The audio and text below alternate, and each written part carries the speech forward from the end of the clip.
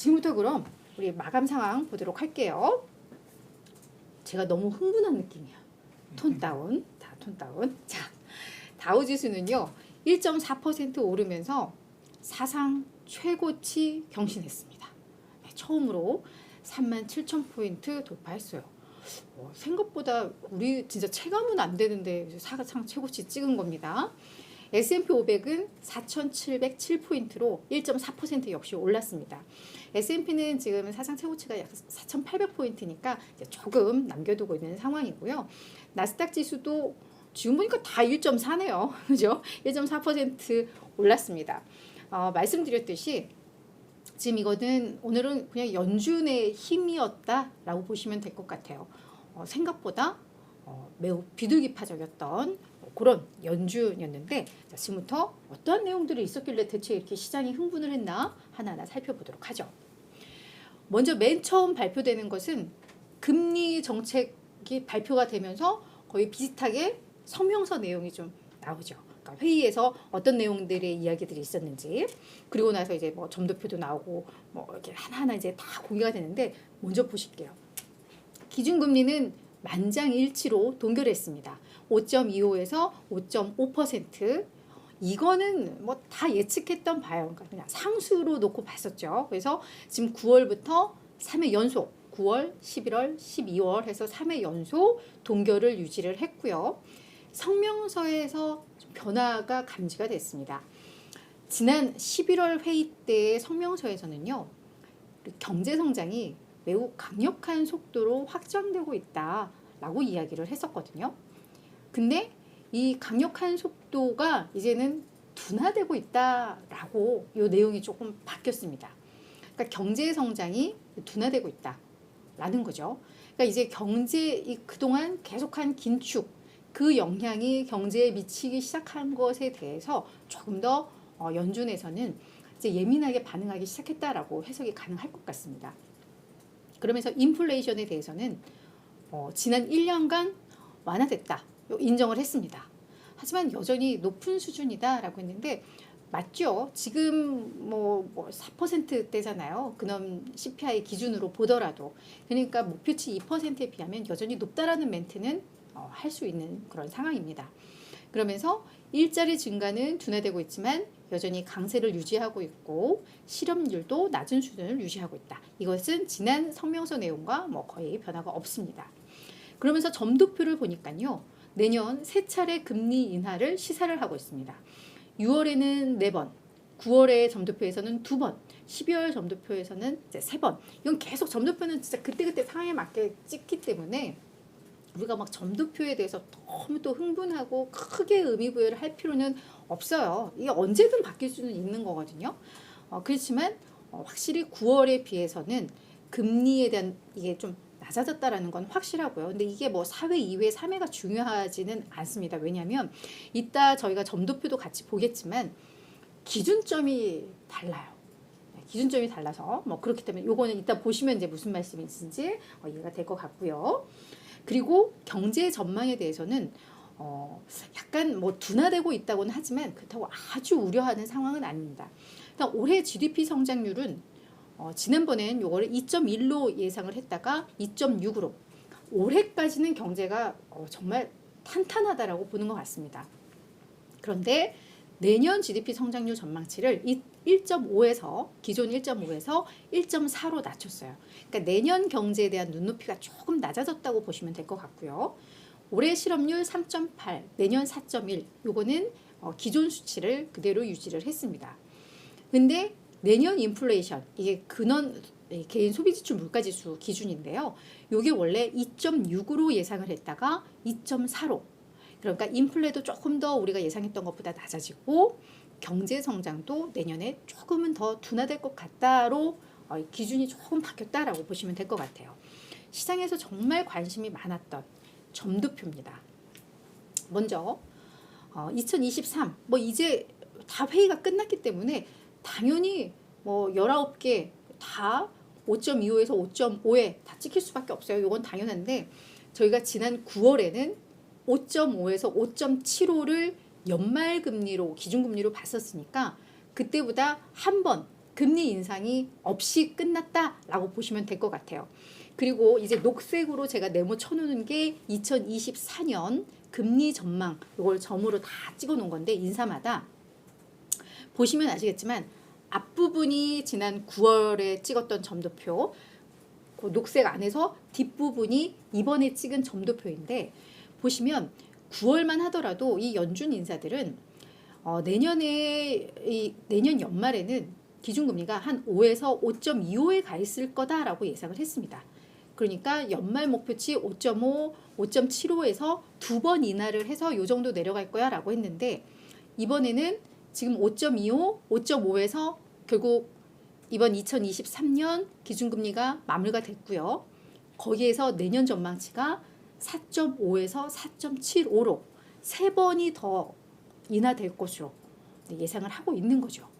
그죠? 그러니까 사실 지난 9월에는 2번이라고 했어도 이번엔 3번이면 25bp 차이일 것 같지만 2023년에 기준금리 요게 기준치가 달라졌기 때문에 사실 9월과 비교하면 지금 50bp가 그 전망치가 더 낮아졌다고 사실 보시면 될 것 같아요. 그렇죠? 그래서 그런 점에 있어서 확실히 뭔가 변화가 왔다라는 게 이해가 됩니다. 이 점도표에서도 되게 보면 재밌지만 내년 뭐 3.75에서 4%대를 찍은 사람도 한 명 있어요. 그죠? 그리고 지난 9월에는 뭐 6에서 6.25를 찍은 사람도 한 명 있었는데 이제는 그때는 약간 윗방향으로 조금 이런 게 찍혔다면 지금은 매우 아래쪽으로 찍은 인사가 있을 정도로 확실히 좀 달라졌다라는 게 확인이 되고 있습니다. 자, 이제 점도표까지 저희가 확인을 했고요. 자, 이제 기자회견입니다. 기자회견에서도 우리 파월 연준 의장이 금리 인하 이제 우리 논의 시작했다라는 멘트를 했습니다. 이게 큰 변화죠. 그동안 우리 지금 금리 인하 검토도 안 해, 생각도 안 해. 지금 그거 얘기할 때 아니야가 지난 FOMC 회의 때만 해도 기자회견에서 그렇게 했었는데 한 달 만에 바뀌어버린 거예요. 이제 금리 인하 우리의 주요 논의 주제가 될 것이다 라고 이야기를 했습니다. 지금부터 기자회견 내용들 또 주요한 내용들만 정리를 해서 말씀을 드리자면 먼저 인플레이션에 대해서는 그래 완화됐어. 하지만 여전히 상승세 유지하고 있어. 이거 앞서서 이제 성명서에도 나왔습니다. 그리고 4분기 경제 성장률이 3분기와 비교해서 이제 크게 둔화되고 있다라고 이야기를 하면서 높은 경제 회복력에도 불구하고 내년에 정말 예상치 못했던 경기 침체가 올 수도 있다라고 이야기를 하고 있습니다. 그러면서 추가 금리 인상 가능성은 이제 낮다. 추가적으로 금리는 이제 안 올릴 거다.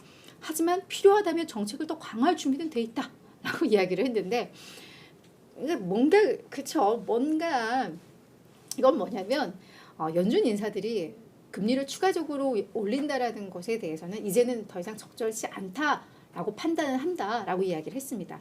그렇다고 해서 추가적인 금리 인상이라는 것을 이 회의 테이블에서 아예 내려놓자고 하는 그거에 대해서는 되게 부담스러워한다. 그러니까 인플레이션이 생각보다 또 올라간다면 우리 그때는 금리를 또 올릴 수도 있어. 하지만 그런 상황이 오지 않는다면 이제 추가적인 금리 인상은 없을 것이다 라고 이야기를 했고요. 질의응답 과정에서도 그런 멘트를 했습니다. 이제는 어떤 기자가 이 성명서 내용에서 어떤 문구, 어떤이라는 문구가 들어가고 이런 거에 대해서 그게 어떤 의미냐라고 했을 때 우리가 이제 금리가 정점에 도달을 했거나 거의 근접했다라는 인식을 바탕으로 해서 문구가 바뀌었다 이런 류의 멘트도 했으니까 이제 금리의 정점 이제 다 왔다 이거에 대해서는 인식을 하고 있습니다. 하지만 추가 인상 카드를 아예 버린 건 아니야라고 시장이 계속 그래서 그 인플레이션이 계속 관리가 돼야 돼라는 거 또 한번 얘기를 했고요. 그리고 인플레와의 싸움은 아직 끝나지 않았지만 금리 인하 앞으로 주요한 우리들의 논의 주제가 될 것 같다라고 했는데 이건 왜냐면 경제 때문입니다. 그래서 인플레 목표치 2% 도달하지 않더라도 금리는 인하할 수 있다라고 이야기를 했습니다. 왜냐하면 2% 도달할 때 인하를 하게 되면 이게 너무 늦을 수도 있다라는 거고 그리고 높은 금리 상황을 계속 유지했을 때 나오는 이 후폭풍 그거에 대한 상당한 이제 고민들, 우려들을 하기 시작했다라는 것들을 계속해서 또 언급을 했거든요. 그래서 그런 점에 있어서 이제는 연준이 물가도 물가지만 계속해서 이제 경제 상황, 그동안 높은 금리 상황이 유지됨에 따라서 경제에 미치는 그 영향, 그 부분에 대해서 조금 더 민감하게 이제 반응하기 시작했다라는 게 이번 회의에서 얻게 된 결론입니다. 글로벌엑스의 존 마이어 최고 투자 책임자는 뭐라고 했냐면요. 시장은 우리 연준이 시장에 더 가까워진 것을 축하하고 있다라고 또 평가를 했습니다. 그래서 확실히 연준이 시장이 그런 기대감을 누르기 위해서 자꾸 딴소리하고 이게 아니라 이제 시장의 그 기대감과 약간 이 행보를 좀 같이 하기 시작을 했다라는 게 확실히 확인이 됐어요. 그래서 그런 또 월가의 평가가 있었다 이렇게 정리가 될 것 같습니다. 자, 이제 그 밖에 나왔던 것들인데요. 오늘 생산자 물가지수가 발표가 됐습니다. 생산자 물가지수도요. 지금 여기에는 한 줄로 제가 전월 대비로 한 헤드라인 생산자 물가지수를 가지고 왔는데 전년 대비 그리고 에너지라던가 식품을 뺀 근원 PPI 전년비 전월 모두 다 예상보다 낮게 나왔습니다. 근데 사실 이 생산자 물가지수는 앞으로 소비자 물가지수에 영향을 미칠 수 있는 약간 선행 지표격이잖아요. 그런 점에 있어서 생산자 물가지수가 이렇게 많이 낮게 나왔다는 거. 소비자 물가지수는 미적지근하게 나왔잖아요. 아마 12월 CPI는 생각보다 더 낮아질 수 있겠다라는 기대감을 갖게 하는 생산자 물가지수 지표였다라고 보시면 될 것 같습니다. 그리고 옐런 재무장관이 뭐라고 이야기를 했냐면 내가 봤을 때는 내년 말까지 인플레이션이 2% 범위로, 그러니까 완전 2%는 아니지만 2% 초반대 요 범위로 하락할 것 같다라고 이야기를 하면서 이제 경제 안정을 위해서 연준이 금리 인하를 고려하는 건 고려하겠다고 했지만 이건 정말 타당한 거고 이건 당연한 거다라고 이야기를 했습니다. 그래서 이제는 경제, 더 이상 이 경제 망가뜨리면 안 돼. 이게 중심이 됐다. 내년에 아마 대선도 있기 때문에 눈치를 안 볼래야 안 볼 수가 없겠죠. 연준도요. 마지막 하나는 요거는 이제 약간 저희들이 조금 긴장을 해야 하는 내용 같기도 해요. 근데 지금 약간 시장이 흥분 상태인 건 맞아요. 그죠? 지금 다우도 사상 최고치 찍고 막 이랬는데 울프 리서치에서 S&P 500에서 이제 과매수 신호가 나오고 있다라고 이야기를 했습니다. 그래서 요 RSI, 요게 14일 상대 강도 지수인데 상승 종목 수와 비교해서 이렇게 일종의 기술적 지표인데 요게 이제 70을 넘어서면서 과매수 신호가 나왔다라고 이야기를 하고 있는데요. 여기서 분석컨대 이게 RSI가 70을 넘어선 과매수 신호가 나오면 그 다음 달에 지수가 하락하더라 라고 요거를 그동안 역사적 흐름을 통해서 분석을 했습니다. 그래서 지난 25년간 요 RSI가 70을 넘어섰던 적이 33번이 있었대요.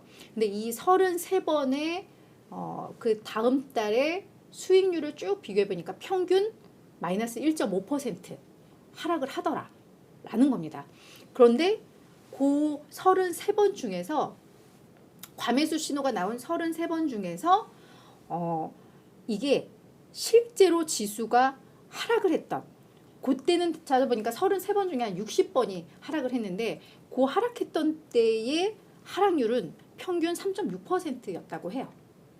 그러니까 과매수 신호가 나왔어도 하락하지 않는 경우도 40%인 거고 이걸 다 했을 때는 그냥 평균 수익률이 마이너스 1호였지만 실제 하락했던 그 60%대 그것만 보면 마이너스 3%가 넘어졌더라. 그러니까 진짜 1월에 혹시라도 지수가 하락하게 되면 평균 이게 마이너스 3.6까지도 떨어질 수 있다라는 거고 다행히 잘 극복해서 올라주면 땡큐인 거고 지금 그런 건데 일단 과매수 신호가 나와서 조정 가능성이 더 커졌다라는 이런 신호가 나온다라는 거는 또 참고로 아시면 좋을 것 같습니다.